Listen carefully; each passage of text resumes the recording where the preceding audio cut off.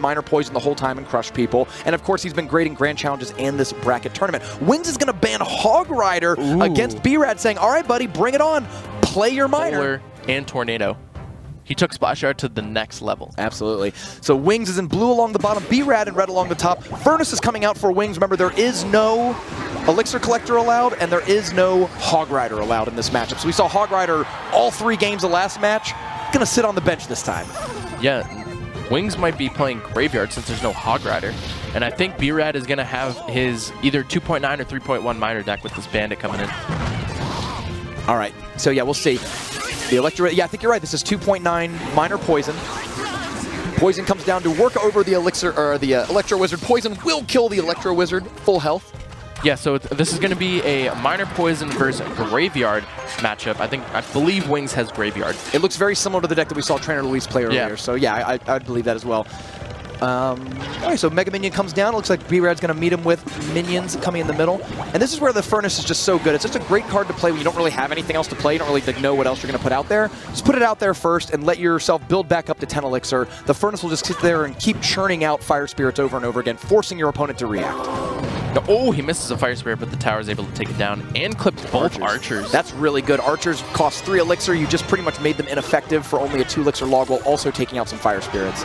Mega Knight defensively here, so it's not even a P.E.K.K.A. We were talking about it might be P.E.K.K.A. or Inferno Tower. He brings out the Mega Knight. With no Hog Rider, I don't know how much you really need P.E.K.K.A., right? Like, that's true. P.E.K.K.A.'s really good against the Hog Rider, but you're not going to see it because it's already banned. So Mega Knight a little more widely effective against most decks. See why he played. Mega Knight's going to leap onto the Knight, and the minions are going to jump on and try to chop him down as well. Miner's coming down to hold the tower. The Archers are just a little farther back. They'll be shooting the Miner, but not distracting it. Great kite on the Ice Spirit right there to be able to take down the Mega Knight.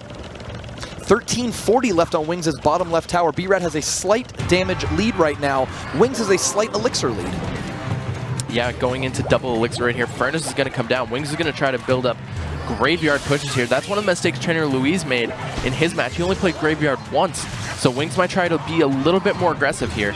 And now that we are in double Elixir time, it's so much easier to build up that 9 Elixir for the Graveyard and the Poison to combine together. It's normally really hard to get that amount of Elixir going just all at once, but during double Elixir time, it's a little bit more reasonable. Yeah, so the Poison comes down, actually doesn't hit the Furnace, and we might see a Graveyard push here. There it is. Bandit stops the Knight at the bridge, though. Poison's going to go down onto the Goblins to be able to take these down. Ewiz plays outside of the Poison. Beautiful placement right there by B-Rad on the Electro Wizard. Ewiz hardly attacking, though. Every time he goes to lock onto a skeleton, it dies and he resets his attack. He hardly killed any skeletons, and that allowed Wings to take a damage lead here. 871 against 1004. Let's see if B-Rad is able to come back from this minor poison onto the Furnace, and Mega Minion Archers might die to the poison, but the poison might run out. Not sure. Archers. Oh! One dies, one survives. Great Graveyard Poison. He takes out the Goblins. The Bandit's stuck in it, and the Log is going to finish her off as well. That's getting the tower down to under 400 as the Skeletons are building up onto a 137-67, and Wings takes it at the last second. The final skeleton of the Graveyard. Miner with their Archers just to keep their tower healthy and a little bit alive, because Miner does, I think it's 64 per hit? 68. 68 per hit. 64 is Zap. Zap, yep.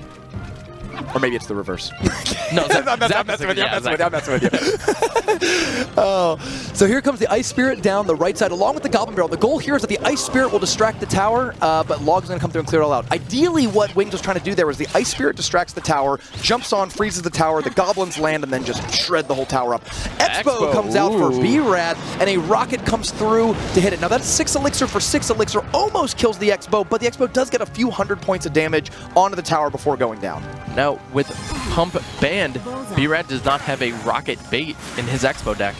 So the Rocket is going to be safe for the Expo mostly here. So Wings is going to have to rely on getting chip damage with the Goblin Barrel and with the Princess. But Wings did just say good game. Now, that could go either way, right? That could be good game, like, ah, crap, you got me, I lost. Or good game, like, I have such a good matchup, I'm going to crush you, go home, right? I have no idea, right? Go home. But he does, you're right, he has the Rocket for the Expo, and there is no 3 Musketeers. Oh, I think that's not really what you want to do. The Goblin Barrel is going to get some damage onto the Expo, but look how much health is left. That Expo is going to shred for hundreds of damage onto the tower. Good game coming out for Wings. I think he feels like he can't win this.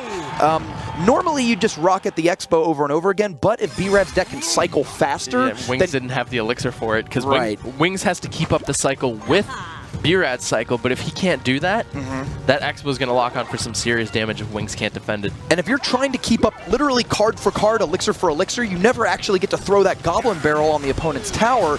And if you just keep rocketing the Expo and eat 200 damage from the Expo every time that happens, you are just slowly falling behind and losing, right? The Log is also being really effective as it's taking out either Goblin Barrel, Princess, or Goblin Gang every time you cast it. And that's really effective for B-Rad's defense.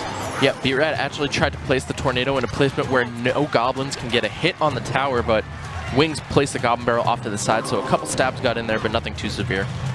Log's coming through just for a little bit of extra damage here. Expo's about to activate. Ice Golem blocks it, and it's going to... Oh, wow. That thing went down real quick. Oh, the Spear Goblin got some shots in there. Good eye, good eye. Yeah, so Princess is going to slowly chip away at this Mega Minion.